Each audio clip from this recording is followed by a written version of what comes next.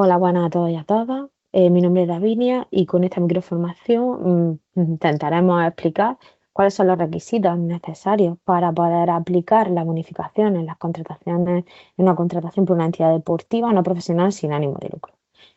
Como estaréis observando, con el paso del tiempo hay una tendencia a una profesionalización en la gestión deportiva, de manera en la que ya no solo es suficiente la válida constitución de un club, exigiendo el cumplimiento de la existencia de unos requisitos, de un estatuto, de unos libros de actas de socios y de cuentas, sino que también existe una serie de obligaciones en relación con obligaciones fiscales, también obligaciones en relación a la protección de datos y de imágenes con las que trabajamos habitualmente a la hora de gestionar un club.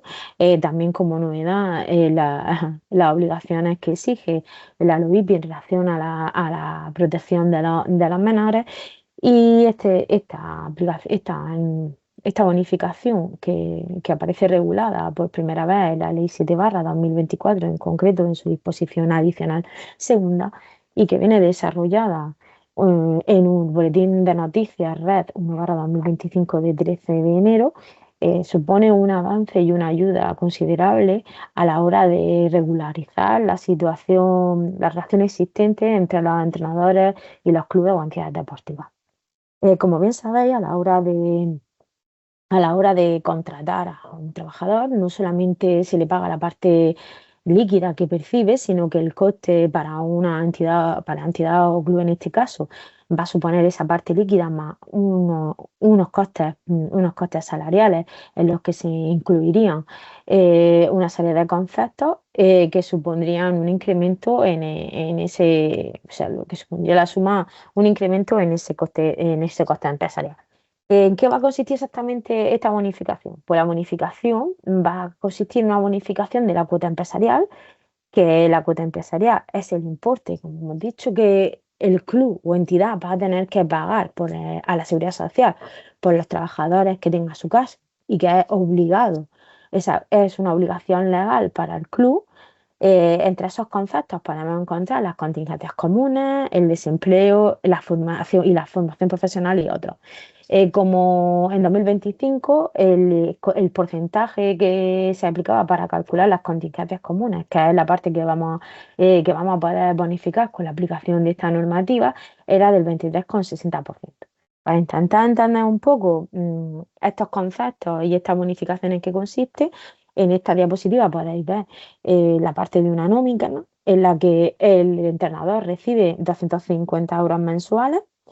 En esta parte se ven los diferentes conceptos de los que se encuentran las contingencias comunes con ese 23,60% del importe, que supone un coste de 64,47%, y en la parte de abajo, en la parte de la derecha, es el resumen de los costes que le supone al club el tener de alta a un entrenador al que se le paga 250 euros con la aplicación de la bonificación.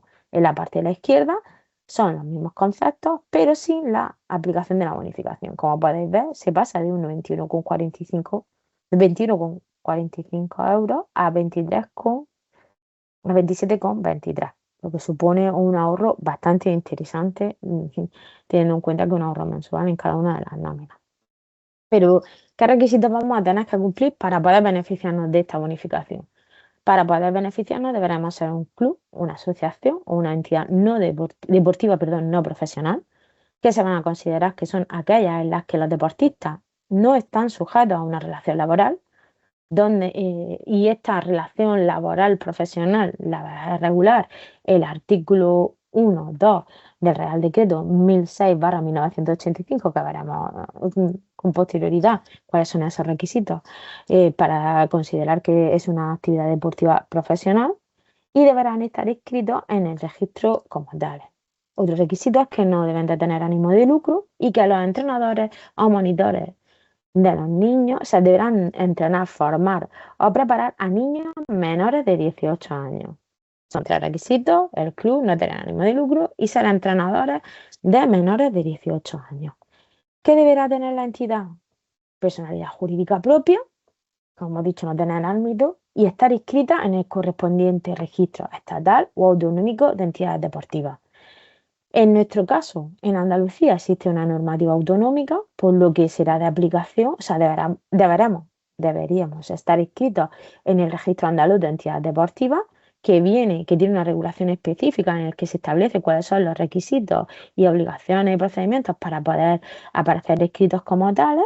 Concretamente en el decreto 41/2022 vamos a poder encontrar esa normativa. Y en el caso de que nos encontremos con una entidad en la que su autonomía no tiene una regulación específica, deberá irse al artículo 40 de la ley 39/2022, que es deporte, en la que se regula el registro estatal de entidades deportivas.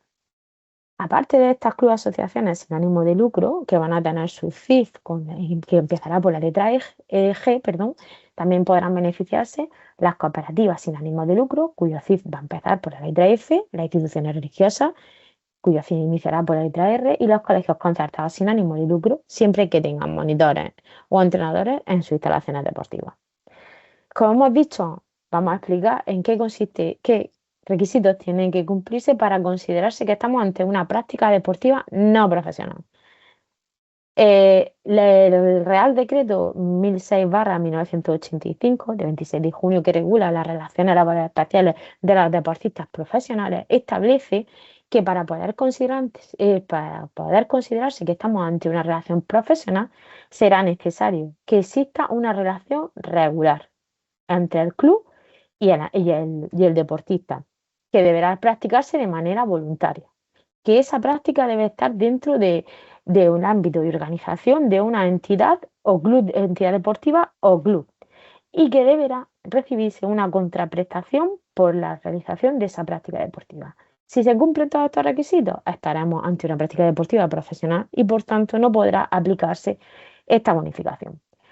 Si bien podemos encontrarnos con clubes que no tienen una parte dedicada, o sea, una parte profesional en la que tienen entrenadores, es decir, tienen jugadores profesionales y otra parte no profesional. En este caso, los entrenadores que entrenen a esos niños o niñas que realicen prácticas deportivas no profesionales sí podrán beneficiarse, sí se podrá aplicar en sus contratos esa bonificación de las contingencias.